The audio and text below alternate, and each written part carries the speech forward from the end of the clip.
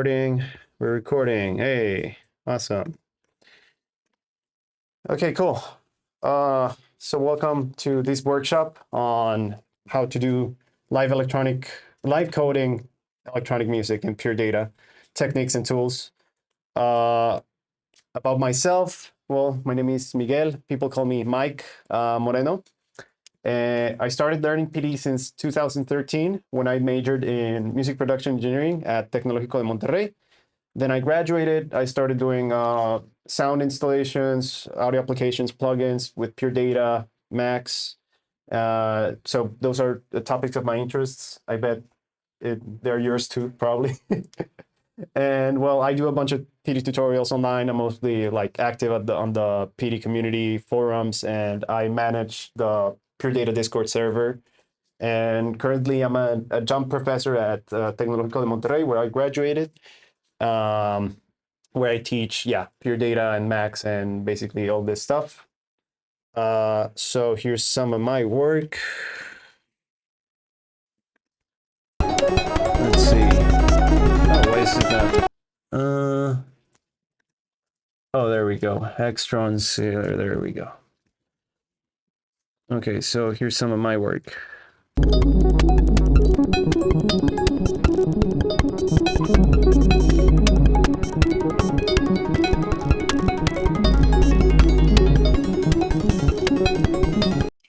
That's one. This one's another one.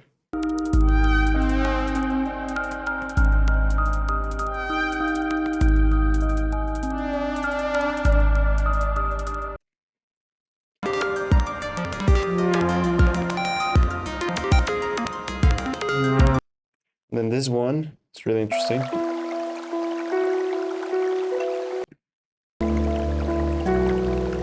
All sounds are synthesized, no samples.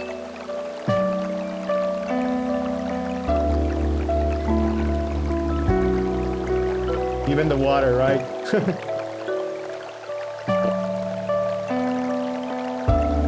And then we have this.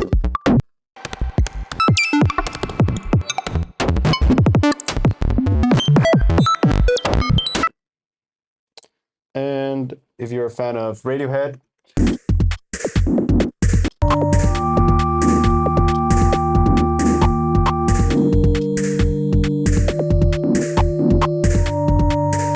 again, all synthesized. That's some of my work, but I would also like to show some examples of other artists that use the same framework of how to compose electronic music in Pure Data, which one of them is Artyom Konstantinov. He does really cool music in Pure Data.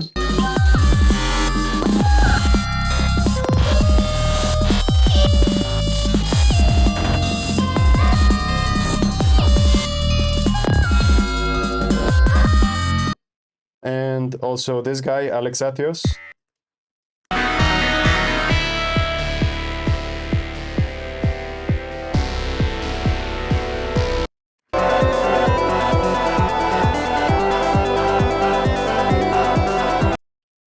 So I've read through some of their patches, and it's interesting that a lot of Pure Data artists use the same techniques. So this workshop is sort of like a compilation of all those techniques and trying to memorize them and build it as a, we're having full house. Come in. Grab this chair if you want to. Thank you. Thank you. Yeah, go ahead. Just sit on there. Yeah. There's also the piano thing, and here's another. Awesome. Cool. So this workshop is aimed at entry-level PD users with a little bit of experience in electronic music, or at least a little bit of context in electronic music. So we're not going to explain like the basics of Pure Data, of course. I'm assuming you already know like what an object, what a message is, on all this stuff.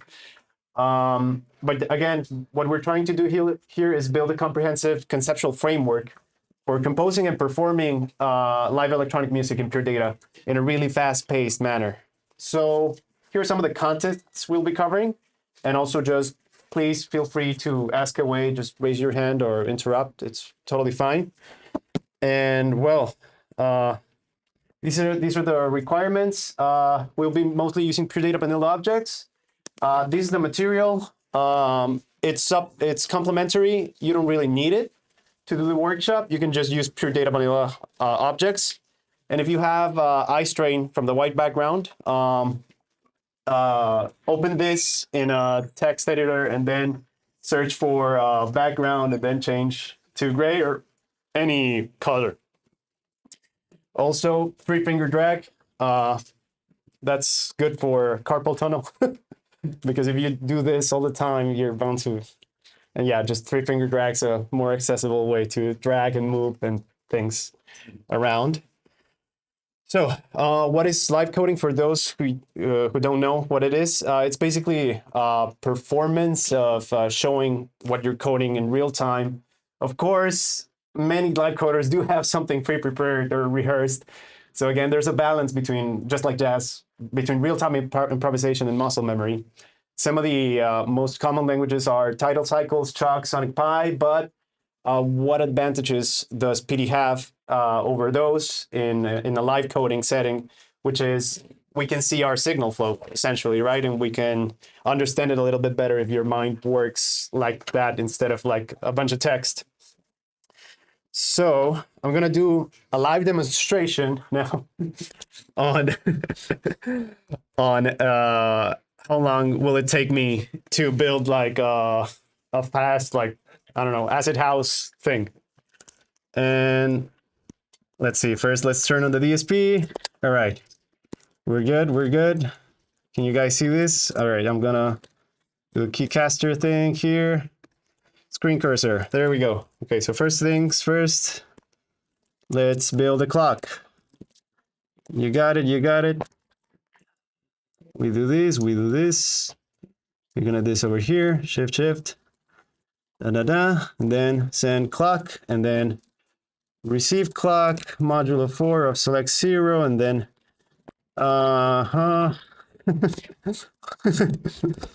yeah, this is, and then we catch that, we do a soft clipper of that. That one too, Command K, let's go.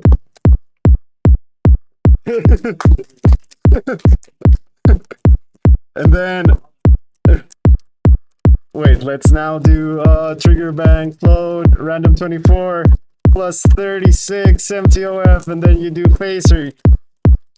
You do a bipolar conversion, and then, I don't know, something like this. No, that's not. There we go. Scheiße. There we go. Okay.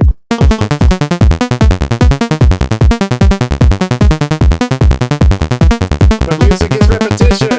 It's not random notes. We're not serialists.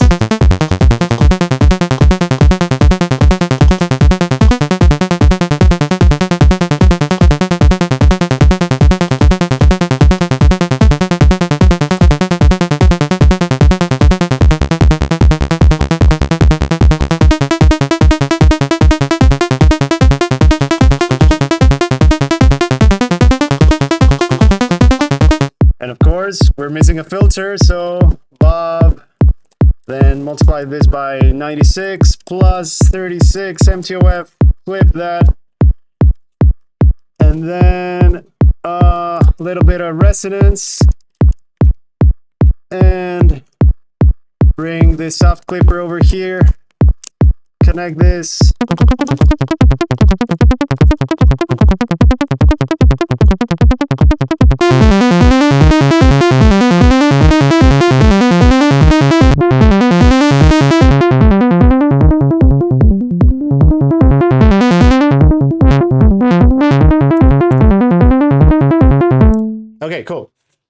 Oh, yeah. Thank you, thank you, thank you, thank you. All right. So hopefully by the time we end this workshop, you'll be as fast as me. well, well, yeah. Of course, I have this memorized, sort of, from all the time I've done it. But okay, so now that that's a little bit clear, yeah, yeah, delete it all, and now we're gonna go step by step. We're gonna add more stuff to this. So this is your typical electronic live set workflow, which is you have your clock, your sequencers, your virtual instruments, your effects, and then it goes out all to a volume, right? And then you have the parameters looking like and controlling different aspects of each stage, right? So shortcuts. This is the most interesting, which is command 1 to make an object, command 2 to make a message, command 3 to make a number box. And this one's the better one, command K, which lets you connect so you don't have to use the mouse, right? I mean, you do have to use the mouse, but it's a lot better, right? So first things first, automatic patching, which Max also has, but it's not as good. Which is you just do a shortcut before finishing your object or message. That way it will automatically connect. So you can create like this chain. If you have it memorized, then you can just do like command, right? And if you miss something, you can just select the object again, or like shift click, or just drag it and then do a shortcut, and it will automatically connect also to that object. So automatic patching is the main tool for live coding and pure data. Then also command K is your friend. Well, connecting via mouse can be tricky in a live setting. So try selecting 2 objects and then hitting command K to connect. Also, you can use this to connect an object in between 2 other objects. So here, look at that, like command K, and then, yeah, you put like an object, and then you select all those 3 objects, command K, and it will automatically connect that object in the middle. Just like you would on Macs with just like shift click, yeah, which is easier, I guess. you can have both. Okay, awesome. So generative techniques. Let's first start by doing a clock, and most clocks use and MIDI clocks use this setting called pulses per quarter, right? So if you have 4 pulses per quarter, that means that your lowest or highest note resolution would be 16th notes, right? But if you want to do like triplets or quintuplets or any other complex polyrhythmic thing, you would have to use a higher resolution. So the more PPQ you have, the more chances you have to do that sort of stuff, polyrhythm shuffles or anything, right? But ticks are unusable. So what we do is we put them in the context of either bars or quarter note counts. Okay, so let's start by doing that. So please open up Pure Data and let's start by building a clock. Okay, so I'm gonna do here command 1 TGL to make a toggle. Then don't click on anything. Then command 1 metro. Then command 1 again I to make an integer. Command 1 +1. And now you got yourself a counter, right? It counts in ticks, but we need to put it in the context of our tempo. So in order to do that, we do command 1 again, and then should I zoom in like this? NVX to make a number box object that this one can actually store and initialize the tempo, right? So this will be our tempo. Then select that, command 2, and it will automatically connect, right, to that number box. And then 60,000, $1. Then division, this will divide 60,000 because it's 60 seconds in a minute, bits per minute, right? So then that'll give us a quarter note resolution, but then we divide that by 24. So now it's 24 PPQ. And this is, oh wait, and we connect this over here. There we go, 120. So it'll be a metro of 20 0.83 milliseconds. And these things are ticks, right? So that's ticks. And I hit play, and look, it goes really fast, right? But in the context, in a musical context, it means nothing. So we need to divide this by 24. And now this is a quarter note count. But if we actually want to use it and simplify things, I would divide it again by 4. So we have a bar count, right? Bar count. Cool. Okay, there we go. And then we send this to, this is our clock. Okay. How are you doing? You keeping up? Am I going too fast? All right. Okay. Good. We're good. Any questions so far? No? What? Oh. All right. I'm gonna slow down. Sorry, the adrenaline is. Okay. All right. Thank you. Okay. Next up is the bass drum. So I have this funny way of making a kick drum or a bass drum, which is I do a message and then do like a ramp with line.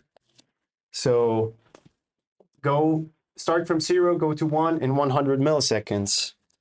Then if you multiply that by 10 and then use a sine wave shaper, which is technically this thing, because there are no sine wave shapers on pure data. So what you do is just you offset the cosine wave shaper like 90 degrees, and then you have a sine wave shaper, right? So this will give us 10 repetitions of a sine wave cycle in 100 milliseconds, which I don't know what frequency is that, but we can just hear it. Right? So without an oscillator, just by using a ramp and multiplying it 10 times and putting it through a sine wave shaper, it will repeat that amount.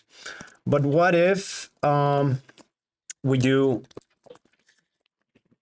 change the phase so it's no longer linear, right? Then we connect this like this using our command K, and now it, right? So there's your relationship between phase and frequency. And what it will do is it will just like do like some sort of ramp of like doo, right? And it sounds like a kick and sounds pretty good. The only thing is that it might be a little too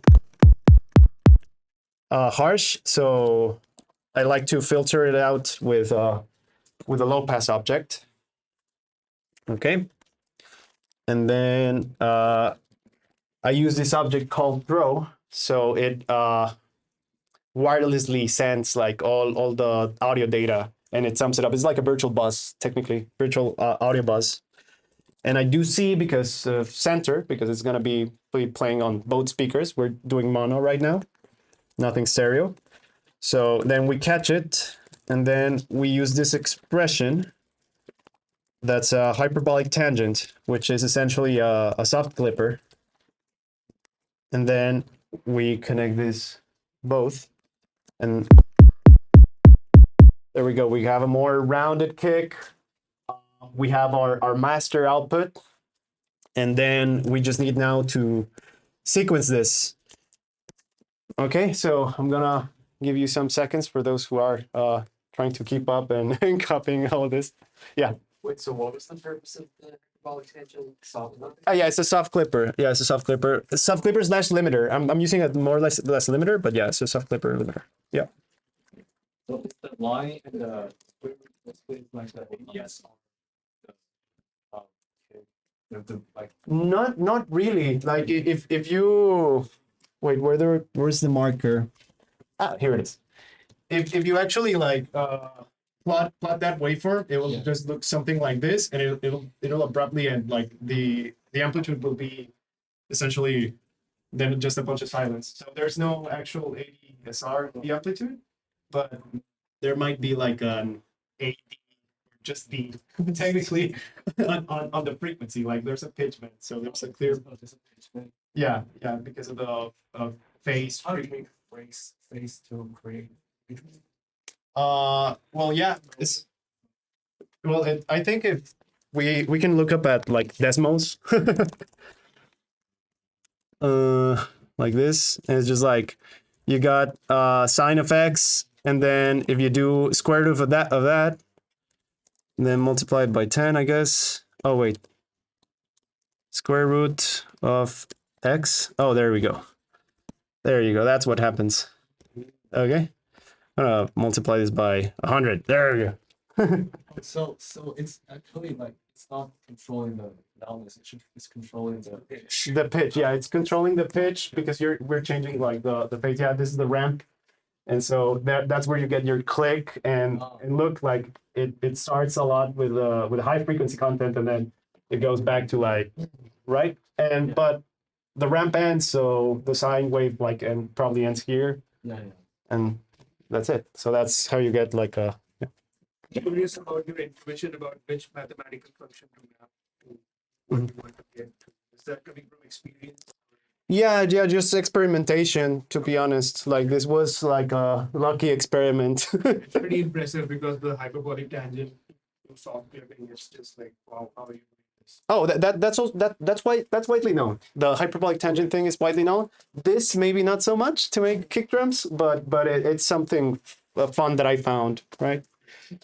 Okay. Okay, so now after that, okay, so now clock division and multiplication. So to get different divisions, just multiply or divide the bar by a desired factor. However, we do need to truncate with an integer object and then change to remove the repeats to get the actual count of like, I don't know, a 16 note count or an 8 note count or a 4 note count or triplet note count. And yeah, now we can do that since we have a lot of resolution, right? From our clock. And yeah, swing would be separate. Like for each channel, you would need a separate swing algorithm for that. So if we want like to trigger like our 4 on the floor, we just need to receive the clock, multiply it by 16 or by 4, and then change, right? And now, yeah, we're just gonna, we do modulo 4. So this will give us the remainder of division by 4, right? And then we use that info. Oh, wait. PNG so we can actually see what's happening, right? Okay, cool. Now we get your 4 on the floor, right? Unches, right. Okay, cool. Should I slow down? How are we? We're good? Okay, so I should go next. All right, let's go to the next one. Okay, so after that, well, random numbers aren't actually random. There's an equation behind them. This is the most common one, I think, the linear congruential generator. So that means that you can reset or reseat any random object to get a repeated sequence of numbers. And so that's how I do like my melodies with just a bunch of randoms and seeds.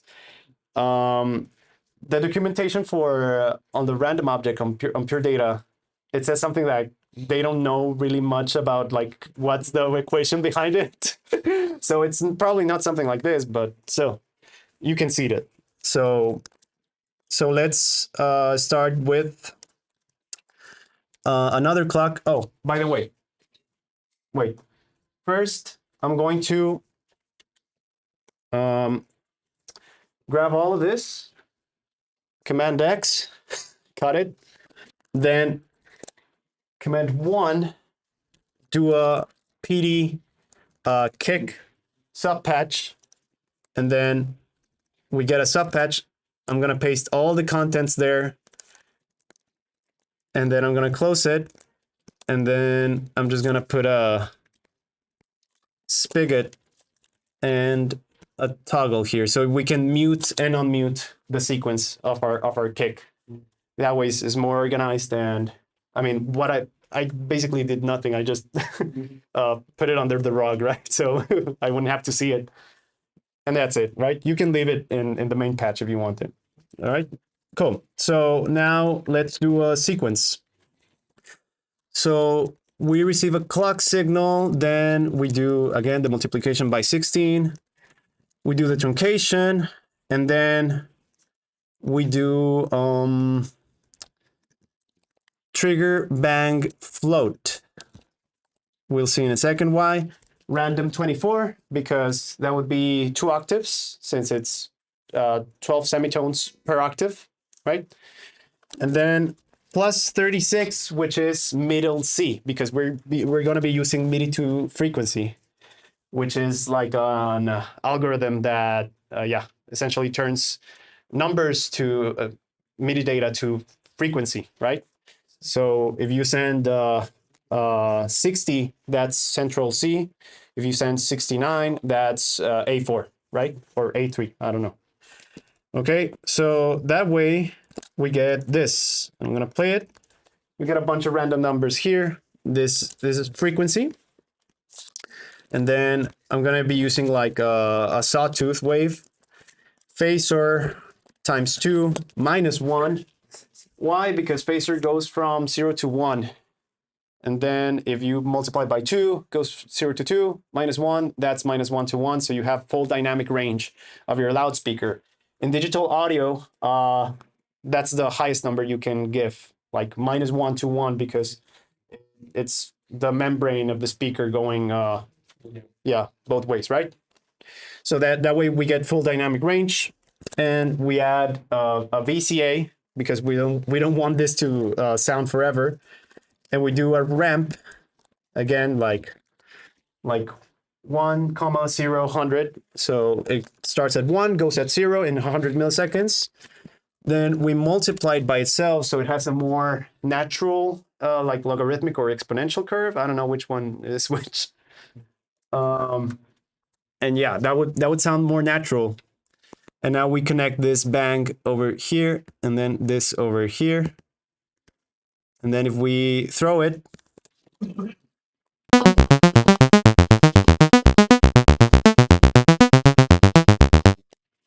but now that'll just give us like random steps, right? Okay, so what I told you is that if we're going to be using this trigger bang float to do a conditional where we say after every 4 steps, reset the random to a certain seed, right? So that way we will be getting, there we go. Oh, we can just use Command K. There we go, Command K.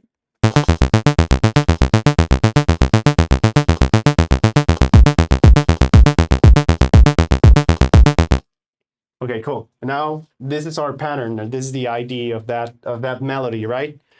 That random melody. Okay, so I'm gonna wait a little bit. Could you? Okay. Oh, yeah, sure.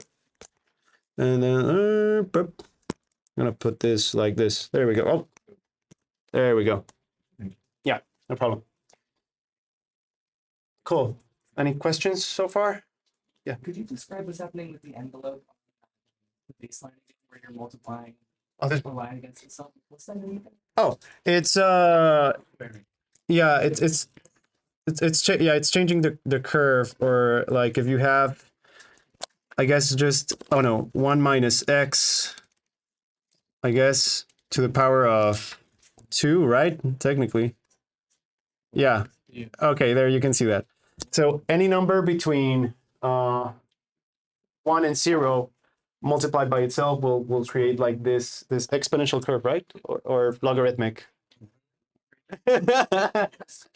But this sounds more natural, because a linear fade out doesn't sound natural, because our ears in both frequency and amplitude, they behave like in a logarithmic exponential manner, right? So this gives you a more natural fade out curve, because otherwise it would just sound like and you want right, something like yeah. So that's why I'm doing that, multiplying it by itself. Any other questions? We're good? Yeah. Is this more or less replicatable in Max? Yeah, totally replicable in Max. And also in Max, you have anti-aliased sawtooth objects and stuff. So it sounds even more analogy. right? But in pure data, you can also have those too. You just need to download externals. Yeah. What's that object underneath our docs? Spigot? This one. Yeah. It's a sub patch. So it's the contents that are here. So I just placed all the code inside a sub patch. So it's now in a sub window. I thought PDK was the subpatch. Oh yeah, PDK is a sub patch. So you were oh, the spigot. Oh, the spigot. Yeah, sorry. Yeah, the spigot is like a gate object. It essentially like if this is off, this sends a 1 or a 0, and if this is off, it doesn't let the data through. Yeah, I think that that one's not. It's gate. It's called gate, and it has the cold inlet for some reason switched. Yeah, yeah. 5 years. So after TBF, you have the Oh yeah, right. so are you just choosing that seed every 4 counts or Exactly. So every 4 counts in a 16 note count will reset this random. but if you want to change the you want to change the seed, is that what you're saying? Exactly. Like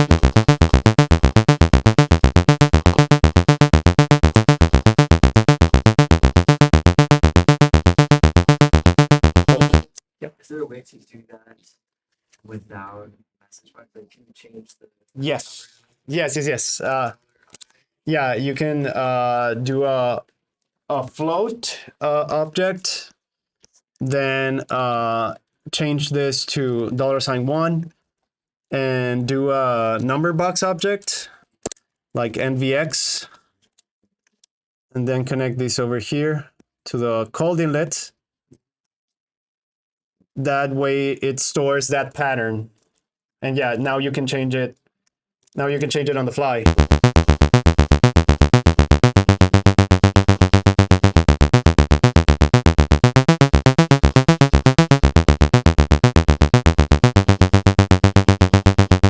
Yeah. So now you can start playing with that. Yeah. Awesome. So that sequence is like a preset.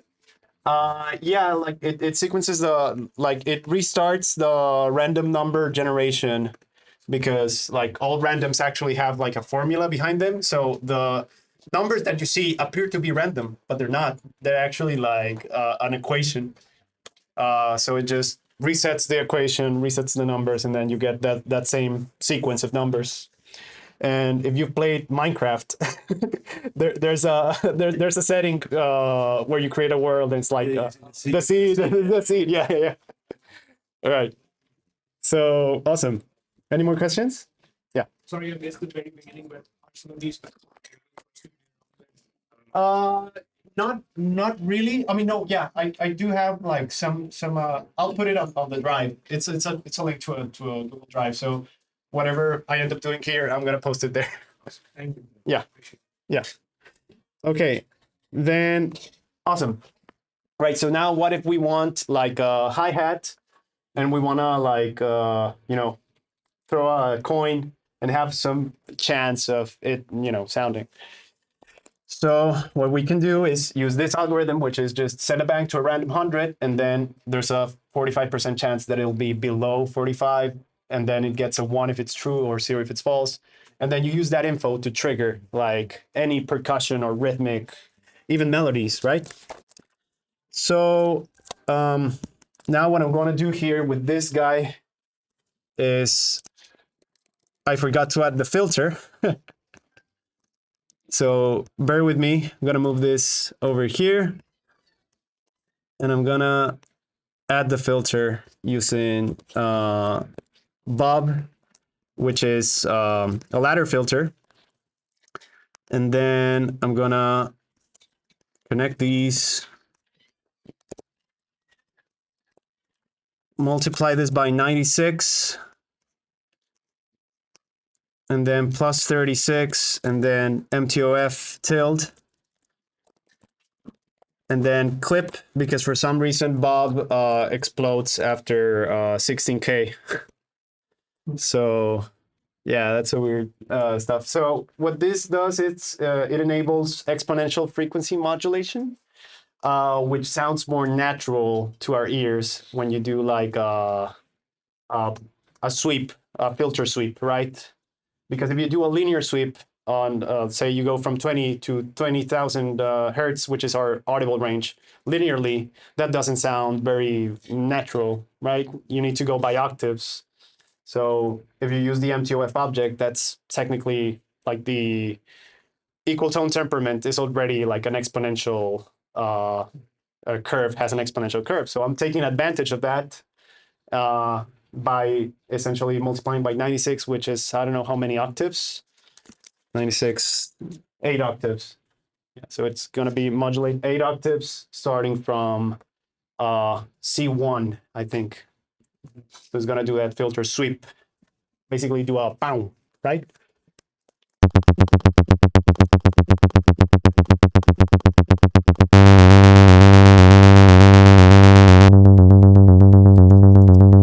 Then we add a little bit of resonance. And now it sounds more like a 303, right? Okay, cool. That's just sound design stuff. So any questions about this? No? We're good? Gonna leave it there. I'm gonna move this over here. So you guys can copy if you are copying this stuff, following me. Okay, now let's do a hi-hat. If there are questions. Yeah. Would it be possible to change this to a white background with the projector? I don't know. Oh, okay, yeah, sure. Sure. Yeah, sure, no problem. Like, look, I even have here, like, you could just go to PD, TK, all right.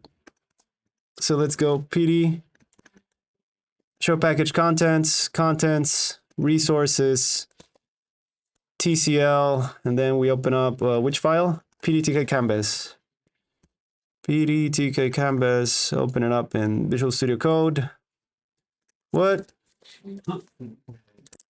Yeah. Is this your PD installation folder? Yes. Oh, look, and there it is. Background, great. We just change it. Text color? Is that a possibility? I think not. Only background can be changed currently. But there are also other pure data distributions, such as Pure Data Next, that does let you change the foreground, and you can end up with something like this that looks better, right? A little bit better to your eyes, at least. But yeah, there are other pure data distros. Okay. I think that works. Let's see. We're back. We're back. There we go. Awesome. Thank you. Oh, scheiße.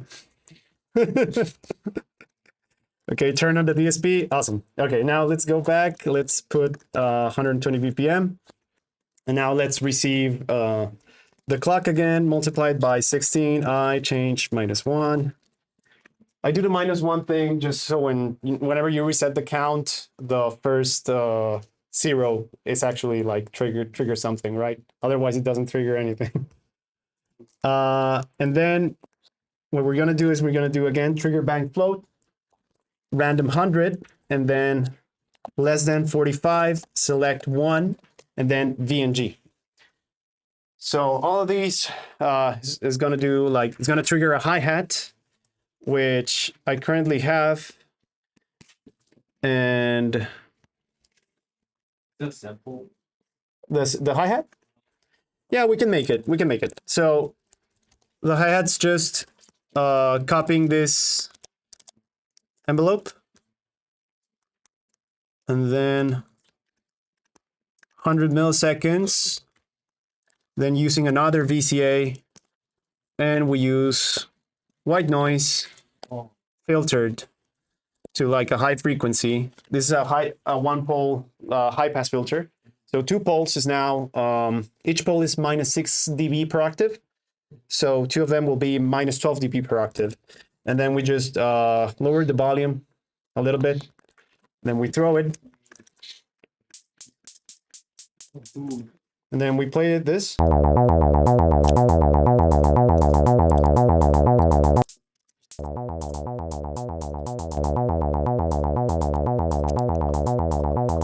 But now it's playing like random, right? We want this to be locked, right? So we do the same thing like we did here, essentially.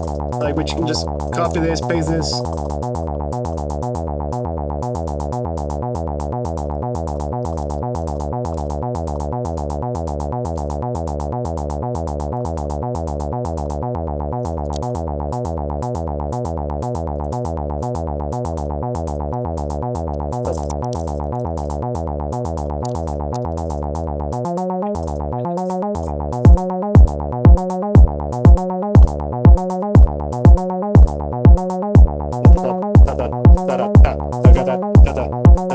Right?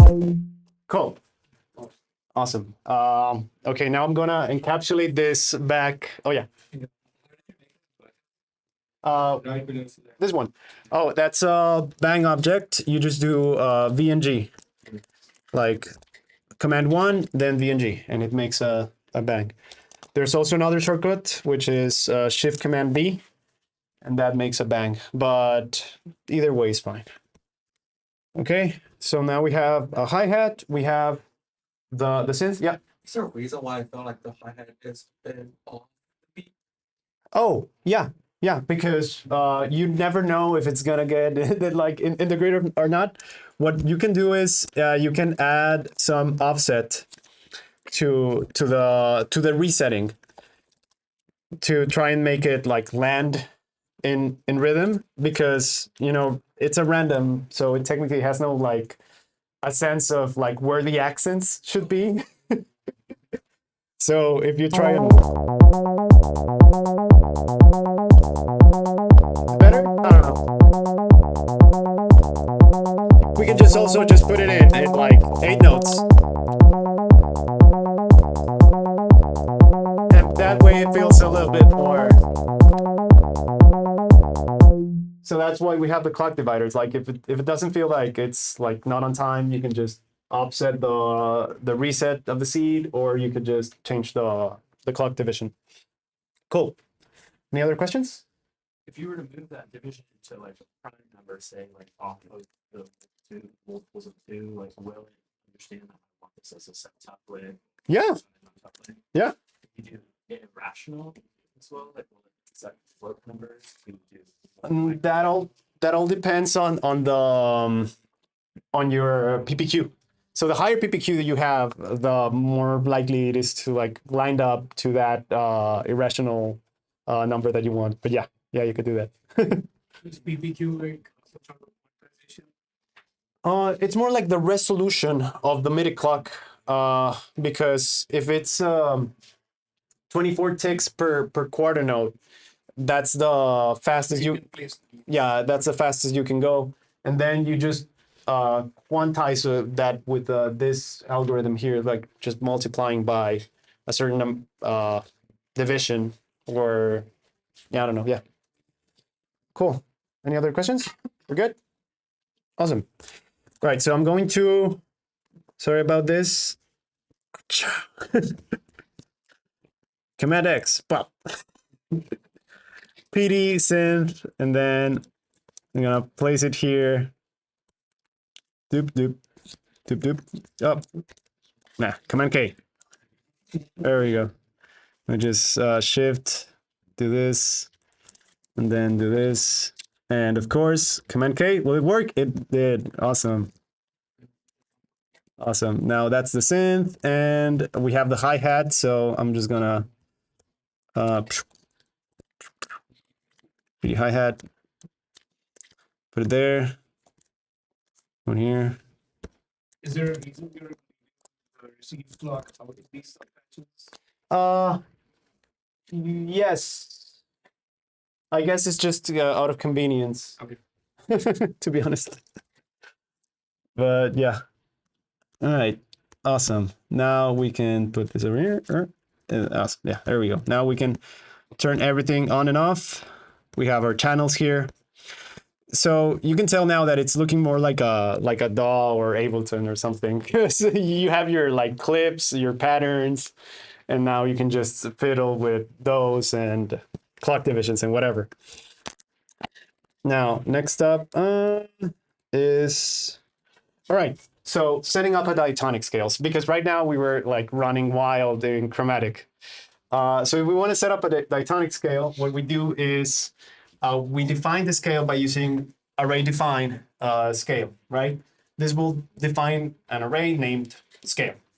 Then we set up a message to set the numbers of the scale onto the array. So we start with C being 0, C sharp being 1, D being 2. So if you count it that way, this is C major, right? 0, 2, 4, 5, 7, 9, 11. Okay. And then, well, we do that. We define the scale, array define scale, and then we do our message 0, 2, 4, 5, 7, 9, 11. Array set scale. Okay. And then you go into play mode, you click on it, so it sets the scale, right? Then we go back to the synth. Okay. We go back to the synth.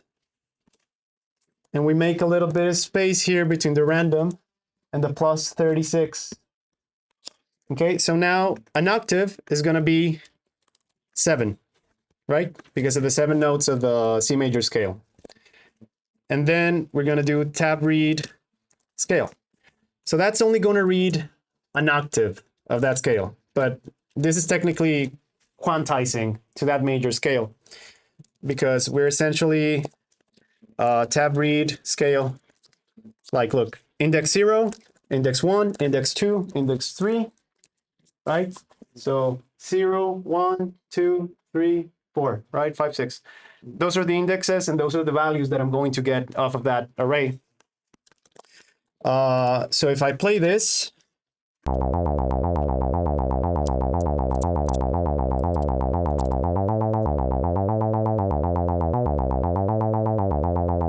that sounds like it's in C major, I don't know. Right? But then what if we want more octaves? Well, we have this algorithm, which is essentially the same. It just wraps the notes, the numbers to the scale, to like the 7 notes of the scale, or the 5 notes, or whatever notes they want. And then you do a division of that, you truncate it, and then you multiply it by 12. So it increases an octave for every 7 numbers that you go beyond that particular scale, right? So that way it wraps it up, and now you have you can go up. So we do that over here. We add trigger float float, modulo 7, tab read scale. Oh, my bad. Like this. Yeah. And now if we want 2 octaves, it'll be random 14. We do div 7 times 12. Then we add the scale. And and let's remove the resonance. And I'm going to make this a little bit brighter. And I'm going to change this line to V line. And I'm going to add a little bit of attack. So the message is different now. This will go to 1 in 10 milliseconds, and then it'll go to 0 in 1 second after 10 milliseconds have passed. So it'll do like this. Right? And now, if we play this,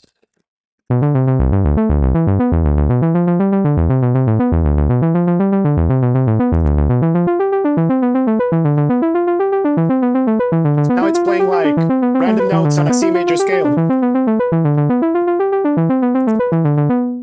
Right? Any questions? Good? Okay. Cool. So what if you want microtonal? Well, you could use this site that exports like a text file where you can build your own scales.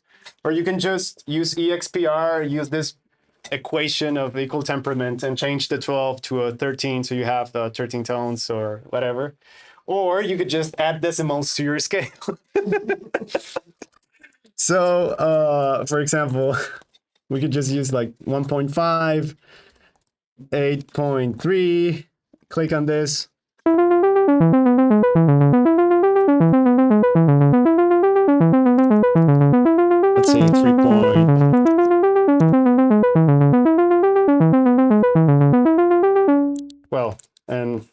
course, if you want to make ambient, you just slow this down. And then you add Rev 3 to it. Right click Rev 3, help. All right, that's level, liveness, crossover, damp. So I'm gonna connect this over here like this. Command K. Let's do 95. And then hopefully.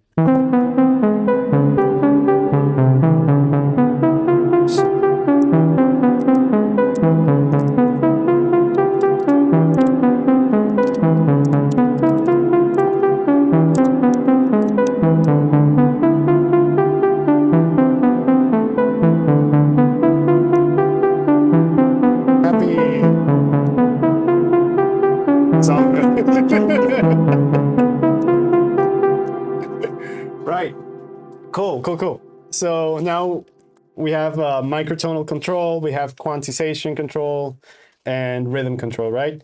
I'm gonna skip the Euclidean rhythms for now. We're gonna see it later, but what I wanted to do is show you this. Yeah, actually show you this one. Okay, so what if we combine both the probability and the seeded randoms? So you can mask the melody pattern with a random rhythmic pattern to control the density of that said melody, right? So that way, like you have because for ambient, I don't know, like it's not so like, yeah, calm, right? So what we do is we add silences by putting this guy in parallel. So moving it all the way here. Actually, I'm gonna bring this over here, putting it in parallel, and then also doing TFF, or you know what? No, TBF, and then here we do the random thing, random one, so and so. Select one, and then we store the melody. We store it here, and then we send it there, right? So we have the same melody generator pattern, and now we have an extra random rhythm pattern where we have like a factor of how much we want to unmask the melody, and this is the number of steps. So if we want to like combine these two and also seed them, what I would do is I would multiply it by 2, seed $1, and then just connect this here and here, and that way, there we go. Now it's synced. So that's seed number 89, and then we hit play.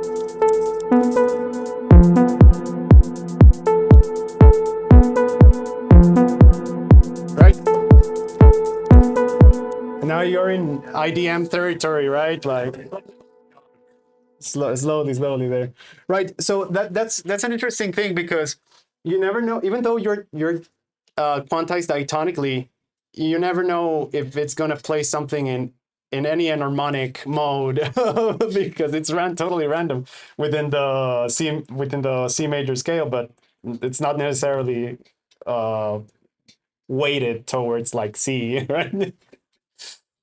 Okay, cool. Any questions? All good? Awesome. No, it's to make that like they're different. It's to make sure that they're different. Otherwise, we'll be getting the same numbers and you will have a... Yeah, it'll only play the high notes. Exactly. So yeah, and now we have density control. So if we do like, if we add a number box and put this over here, now this will be density, and we can go 100.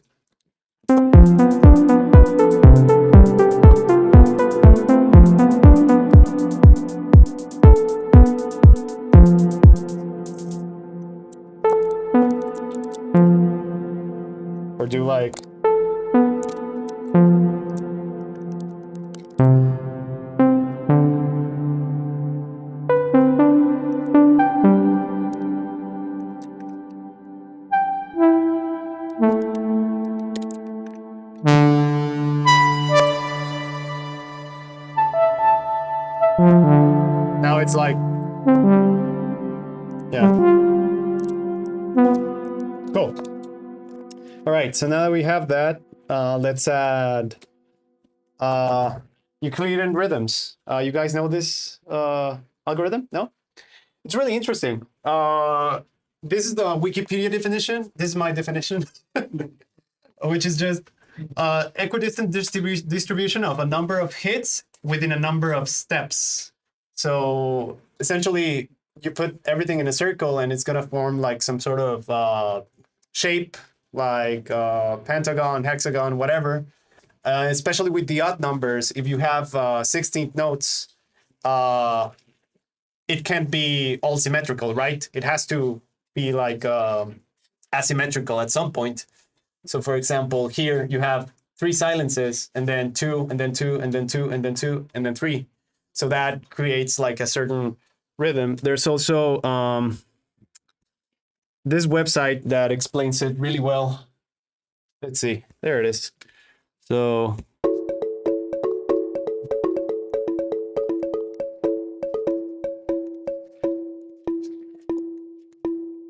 for example, if we do like, that's 4, right? Pretty standard. But if we do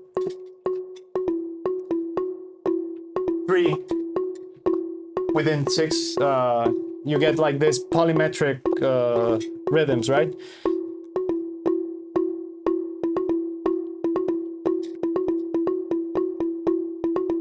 Dun, dun, dun, dun, dun, dun, dun, dun. Right. So that's often used a lot in like generative electronic music. So, and this is the formula. It's actually really simple. Here's your offset. This is your number of hits, number of steps, and then number of hits again, and then just use 1 or 0 to trigger a note or not. So now let's make another. Well, let's actually go back to the kick, and now. And let's change this simple sequencer for a better one, which is the Euclidean one. So what we do is again, this is the offset, and then by number of hits. So let's say 5 modulo 16, and then less than 5. And then if that is true, then do a bang, right? And you notice there that, you know, knowing these shortcuts and knowing how to do the automatic patching really like saves up a lot of time, and you can go like patch way faster than if you use the mouse, only the mouse, I mean. Right, so now we will get this rhythm. Let's see.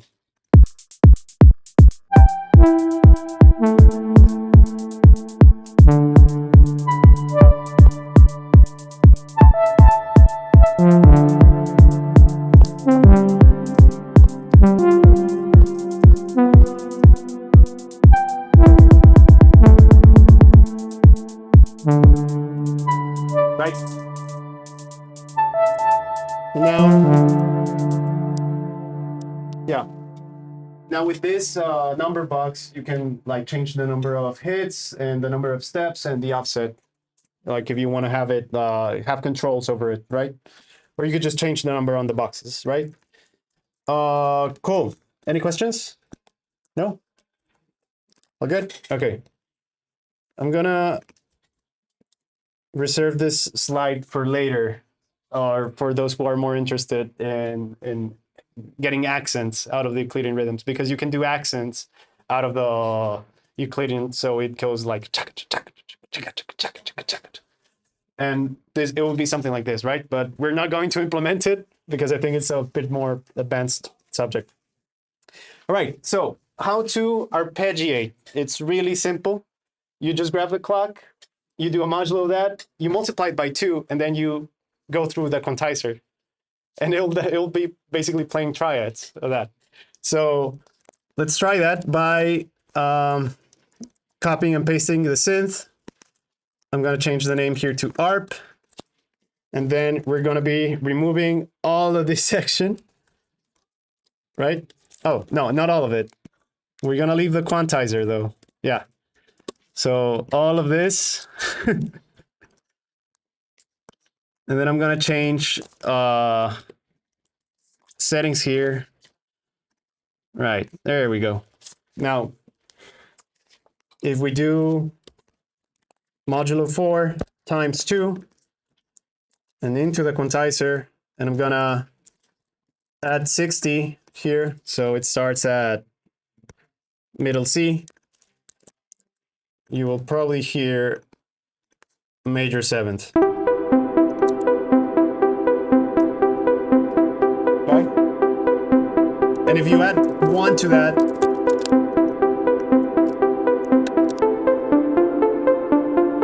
there you go.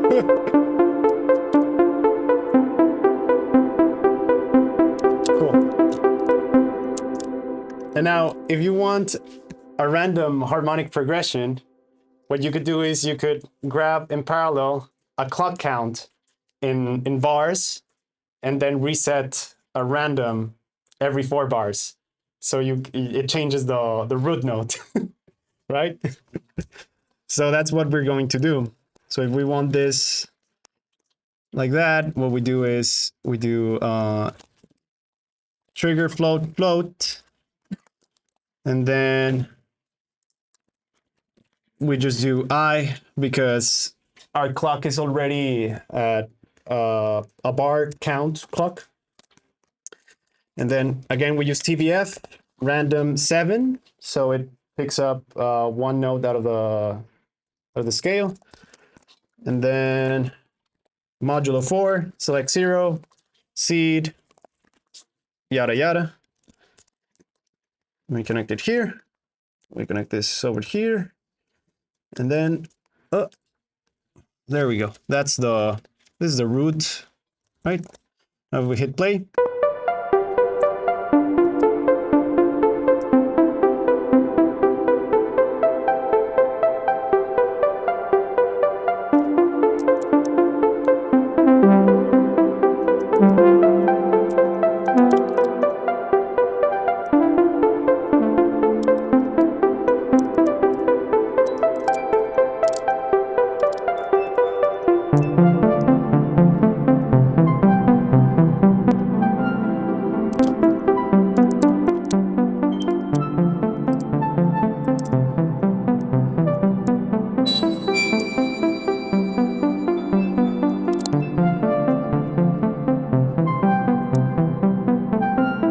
Now it's a little bit.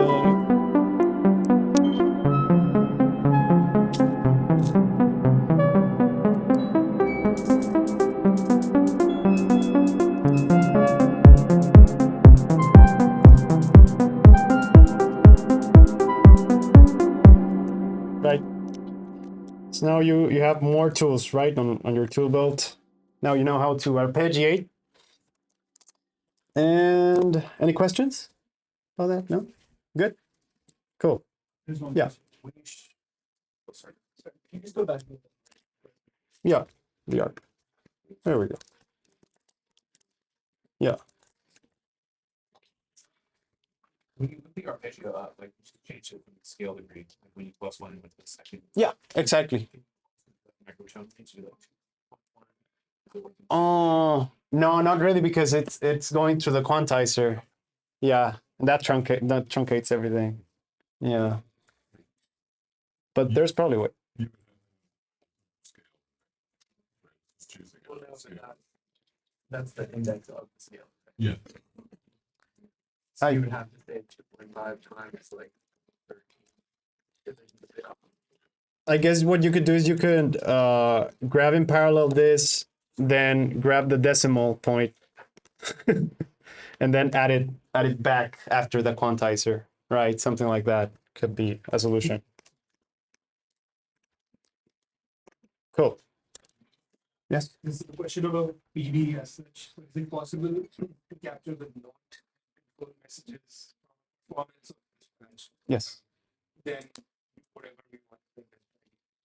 Like record all the automation and movement control. Just plug in that automation in the DAW or somewhere else. Yeah, I guess. Idea being because you're improvising here, and if I like a certain idea, Yeah. and I want it to be useful in another, it's like Right. It's possible. I guess like if you wanted to record it in the DAW, you would use control out and no doubt use something like the EAC MIDI driver virtual bus. Send that info over to a DAW and just record that. That would be the easiest way, I think. Yeah. Max is pretty good. Because you can just do From what? from Max one, like use that as Yeah, it has an already like a virtual. Yeah. You're right. You're right. Yeah.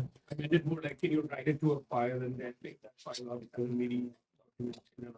Oh, yeah. I don't know if you can do that. Probably with an external library. Like you can at least put it in a text for sure. Like you could grab the number of ticks here, like prepend them with the note data and put them in a text file. Put it in a text file, but that text file is not encoded to MIDI. Yeah. But it will. MIDI output would be Right. Yeah, that would be an external, I think. Yeah. Okay, cool. Any other questions? We're good so far? All right, awesome. Okay, so yeah, so how to do chords? Well, it's essentially the same, only you use until. In Max, there's Uzi, right?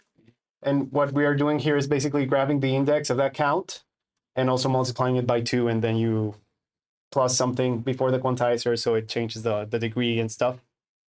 But then you would need, and for this one, I just have, I'm not going to apply it to our current patch, but it's here.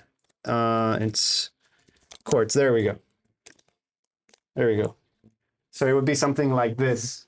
And then you have a make note going to the poly, and this is all like polyphonic stuff on that you would do normally on pure data. And then you just do,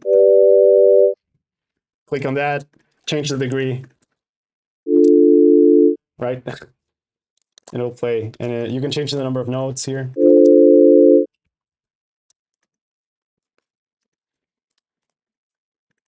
Then you will also need to change the poly, right? Just playing a bunch of triads, right?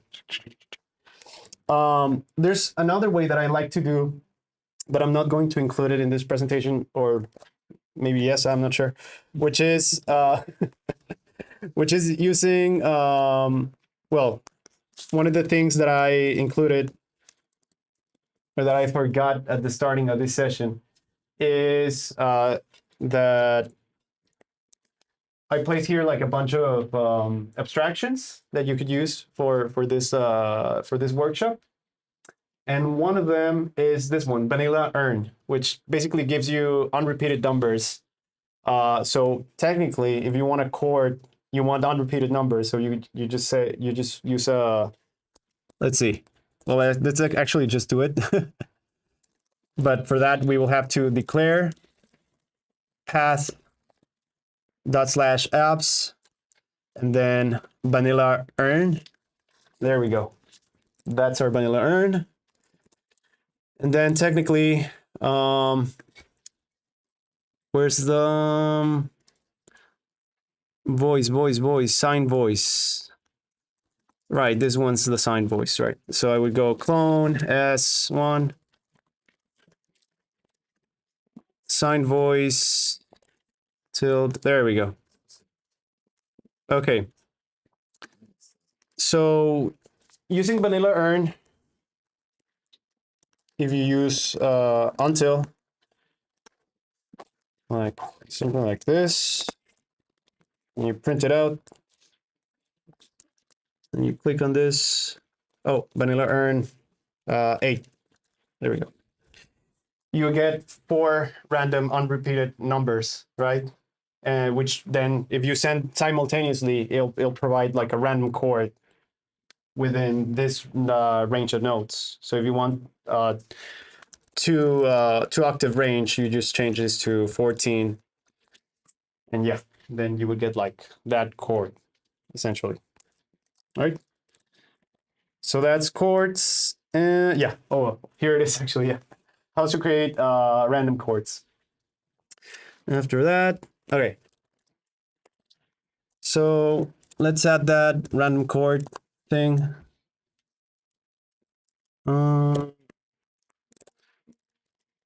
Wait.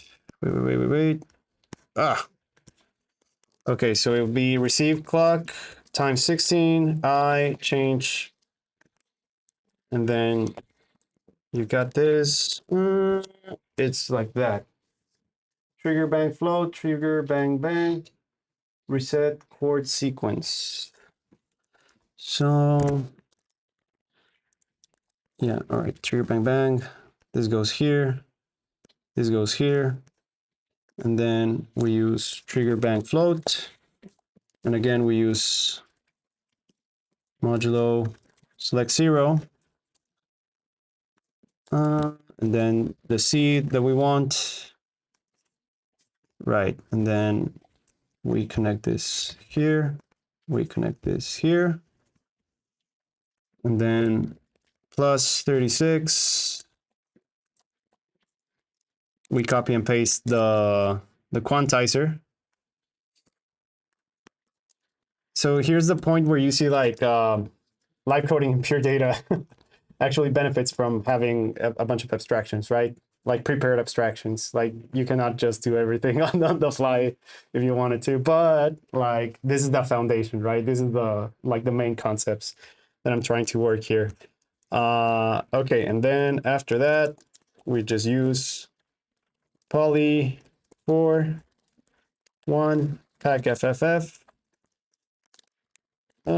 We connect this, command K, command K, command K, command K, and then divide this by 4, and then we throw it, and then technically, all right, we're not getting any sound because no, we're sending this. Oh yeah, that's right. Because poly needs a make note 127, and then like the duration of that note. So for example, something like this, right? Oh.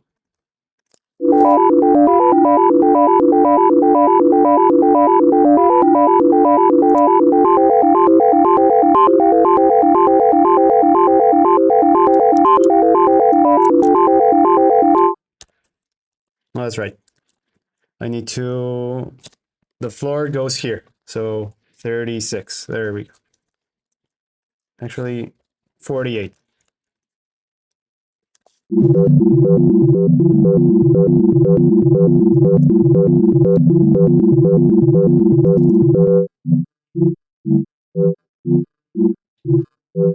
It's just playing like random chords.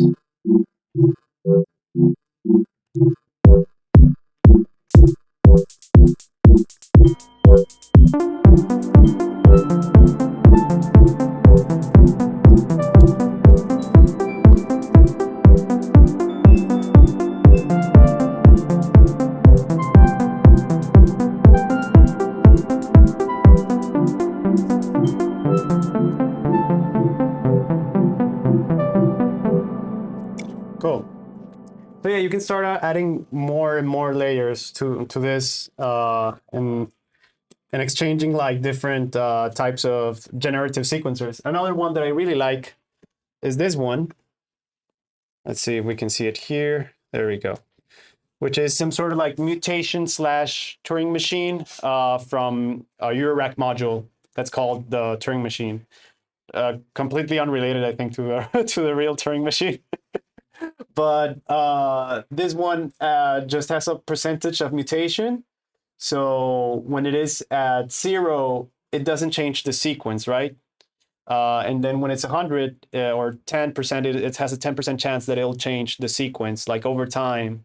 So you can have this evolving like melodies, and if you found one that you really like, you can just lock it in.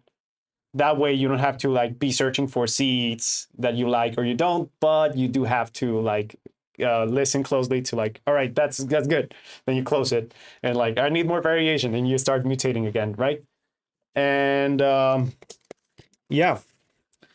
So one of the cool things about this is that we can use these same algorithms not only for changing pitch, but also changing the timbre on our parameters. That way, like you have something more like parameter locking, like you would on Electron synth, right? Those automation lanes where you can just like modulate and the cutoff frequency and stuff like that, right? Over time.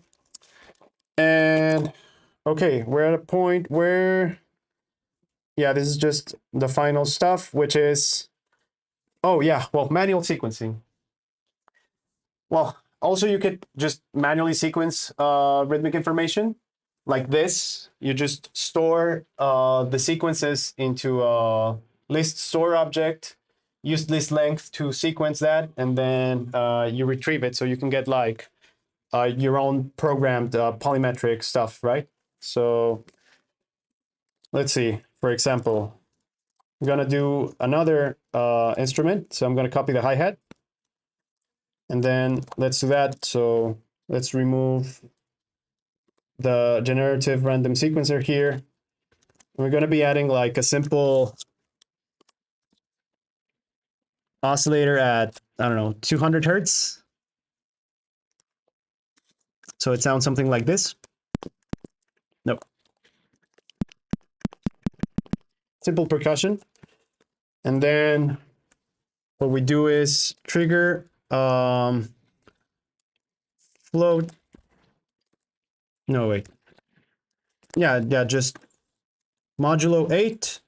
Then a message, get $11 list store, and then we use this list. So if we want like 0 0 0 0 no 1 0 0 1 0 0 1 0, then we just use TLL to send the list over here, and then there we go. List length, and then connect this also over here. So that way we can change to like 1 0 0, and it'll loop that amount of times here. There we go. List store, and then we just use select 1, which we already have here. Okay, awesome. Now I'm gonna crank that sequence, and this one's, I don't know, like a clave or something, right? Actually, I'm gonna change it to like 500.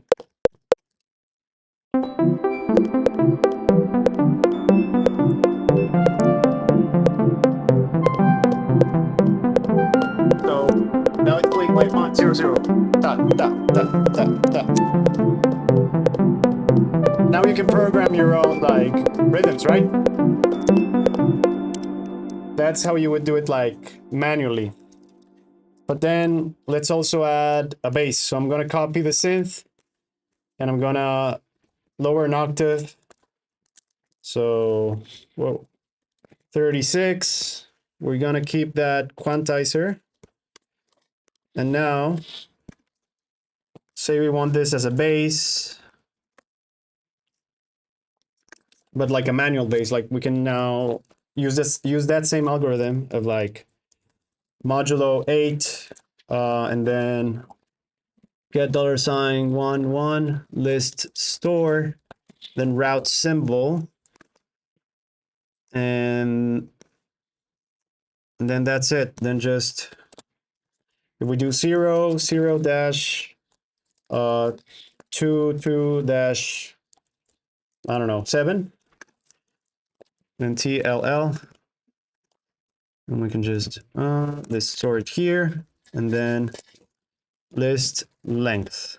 Awesome. Then connect this over here like this, and then we got like this. Okay. Then, like for example, something like this. And now let's make this more like a bass. 200. Remove the reverb. Multiplied by 0.8. There we go. Okay, now once I hit play.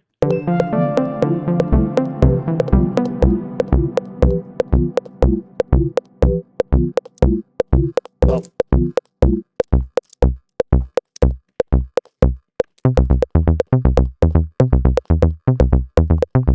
Right?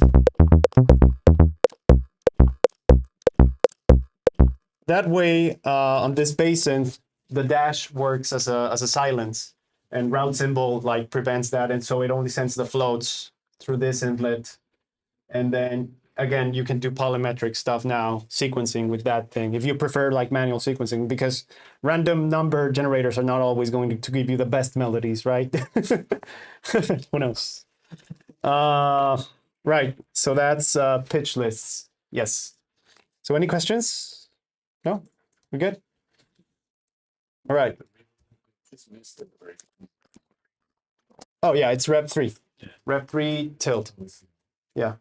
Yeah, it's built in. And you right click help, and I just copy the same arguments. Right. Awesome. Right, so that's that.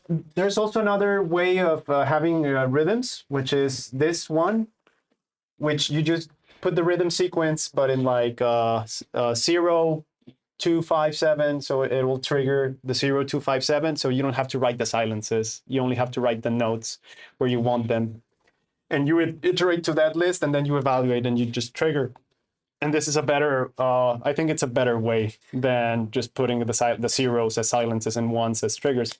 But the other way is more straightforward. And well, finally, we have parameter exposure, which I think is the main issue with pure data, that if you want to play this, you would have to prepare like some sort of interface that you can play with at the end of the day, right? So I really like to abstain to do one inlet per parameter, because otherwise you would have a lot of inlets. So what I do is I use only a single inlet for all parameters, and then just use like route, just like on max, right? Like you would do a message and like pattern $1, it will change the pattern here, and then you just route that to your pattern or your seed or your anything, right? So let's do that. And for example, it would be something like inlet, route, pattern, steps, and then EMV, AMT, right? So the pattern would go here, the steps would go here.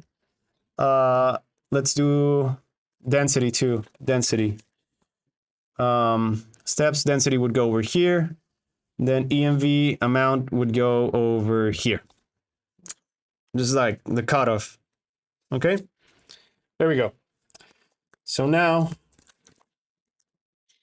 this is a hard part, which is now we're in spaghetti code territory.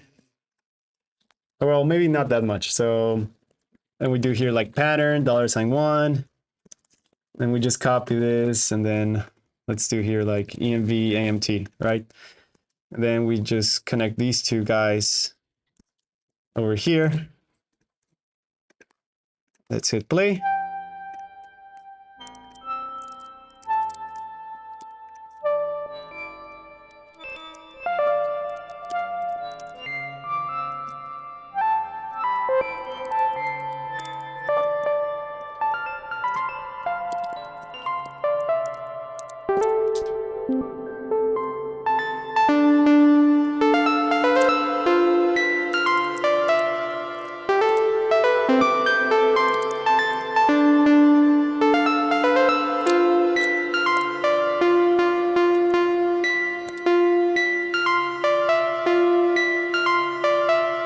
Right, now you have a more hands-on interface.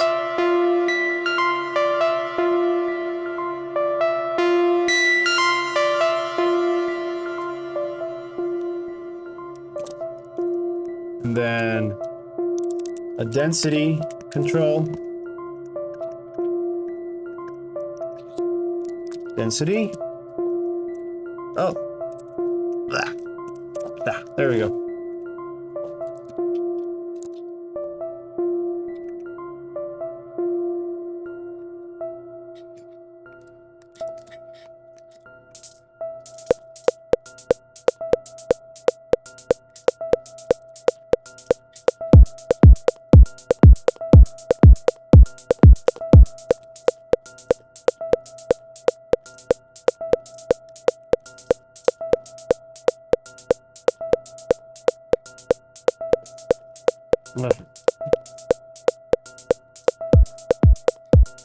There we go.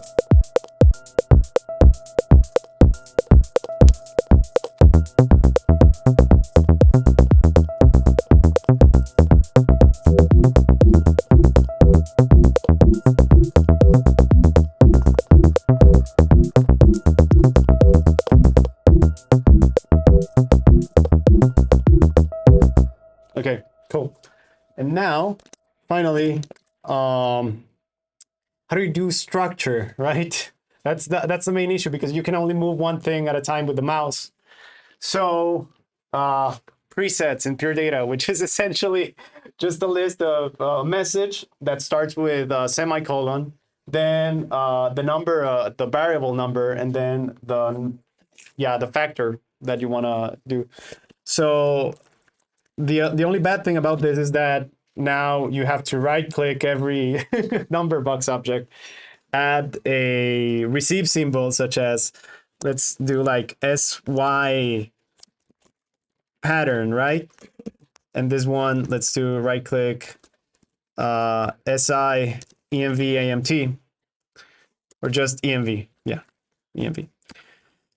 And then we just do that, right? So semicolon SI pattern 43, and then EMV SI EMV 40, right? So now I can change to like different presets here, but also change the pattern of like all the other synths. These are wireless. Yeah, these are wireless, but you need to set them up like this, like right click properties and then change that, which is it's a bit of a showstopper. So yeah. Yeah. Well, technically, if you use the NVX object, you could just do this receive SI pattern and then connect it over here, click on it, and then boom. But only with this number box objects. With this, you cannot do it. Yeah.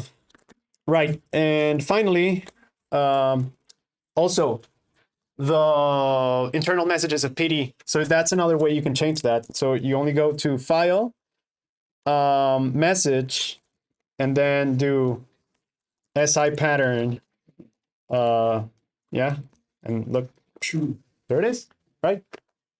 So that's another way of like sending message remotely, and it starts to feel more like live coding, right? But you do have to set up like your parameters beforehand, because otherwise it's just, yeah, you're gonna take a lot of time. And I also came up with a sort of solution for this, which is like, let's say for example, this is the pattern, the random thing, right? That creates the random melodies and stuff. So you would just do an abstraction and put as the first argument as your variable, like receive something, right? And so then you differentiate between lists and a single parameter. So that way, like, for example, I think I have some here. Side tests.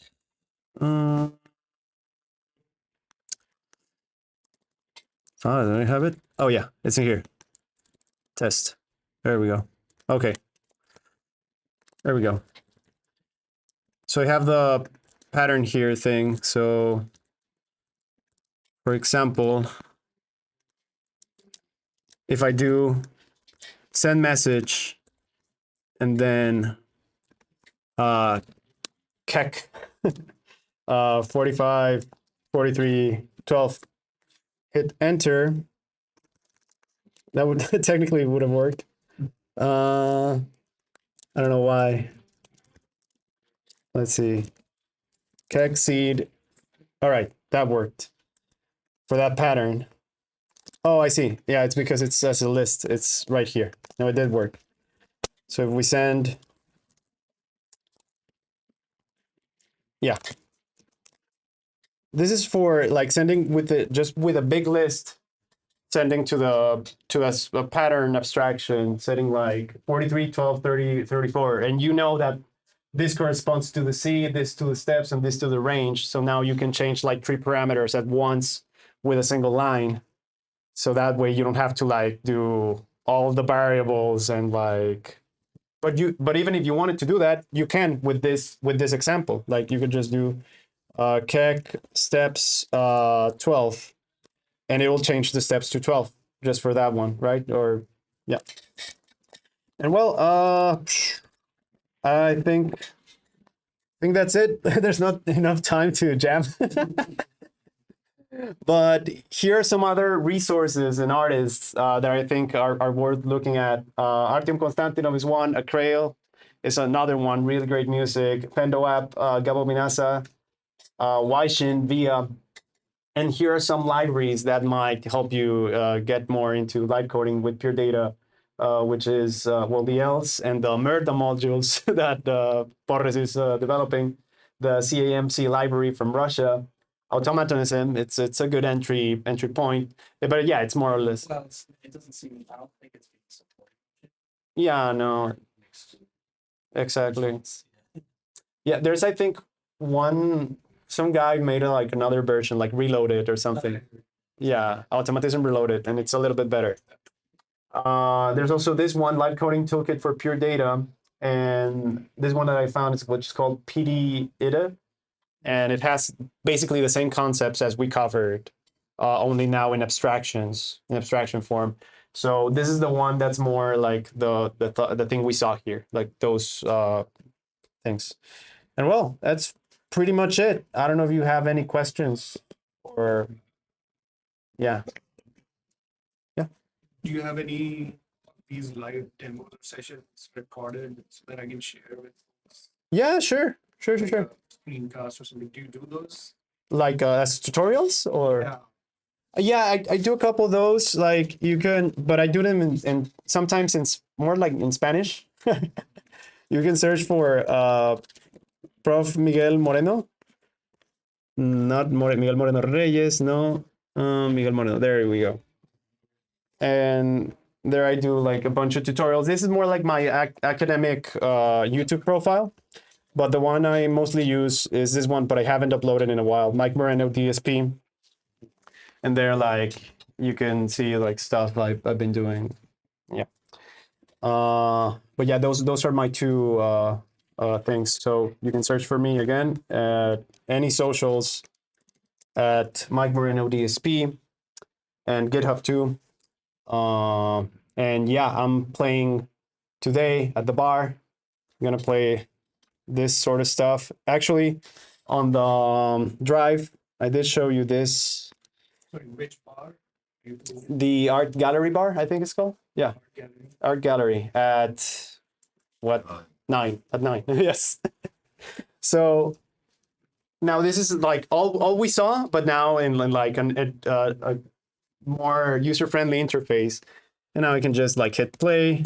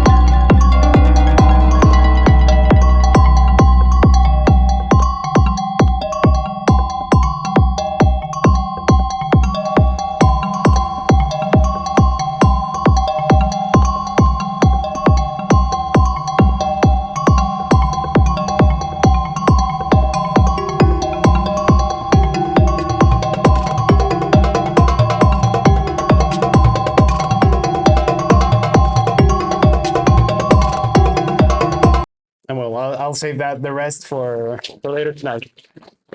Thank you, thank you. Okay. Right. So next up is David, right? Yep. Yeah. Let's go. Awesome. Let's stop recording now. Really love the